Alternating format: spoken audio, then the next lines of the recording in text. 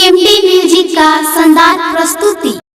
जंगल नौगावा वार्ड संख्या 6 से 10 तक बीडीसी पद के सुयोग संघर्षशील कर्मठ एवं ईमानदार प्रत्याशी नौशाद अली। ए भैया, अब की बात ना भूले के बाद ना भुलाए के बाद नौशाद अली जी के भारी से भारी मतों से विजयी बनावे के बाद। सुनो ये चाचा, सुनो मोर भाई, बहिनिया काकी, सुनो भौजाई। भैया सुनो ये चाचा, सुनो मोर भाई, बहिनिया काकी, सुनो भौजाई। कभी हो न बात भूलई हो, नौशाद अली के विजयी बनई हो, नौशाद भैया के विजयी बनई हो, नौशाद अली के विजयी बनई हो, नौशाद भैया के विजयी बनई हो।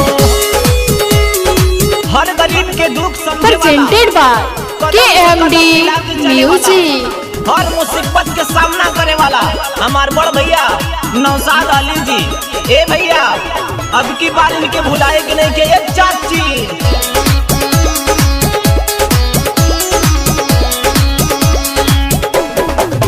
हर कभी पवन के दुख हरी है, नया खुनबा विकास करी है। सुनाया भैया, हर कभी पवन के दुख हरी है, नया खुनबा विकास करी है। पास पड़ोसन में सबके बताई हो, नौशाद भैया के विजयी बनई हो, नौशाद अली के विजयी बनई हो, नौशाद भैया के विजयी बनई हो, नौशाद अली के विजयी बनई हो। Presented by KMD music.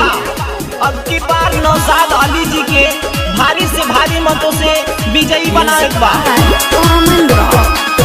सबके फूल तैयारी हो, जीता भैया की बारी हो,